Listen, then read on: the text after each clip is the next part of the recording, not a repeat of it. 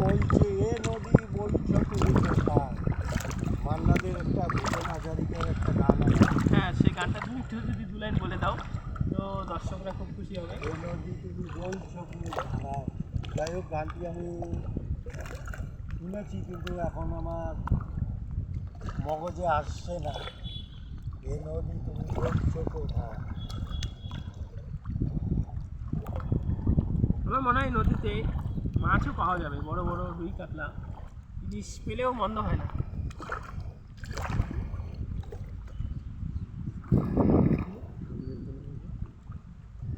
তো ওই যে এটা ওইখান দিয়ে আমাদের বাস চলে এসেছিলো, তো এই রোডে এদিক দিয়ে শীতলকুচি যাওয়া যায়, আর ওদিক দিয়ে সিটাই।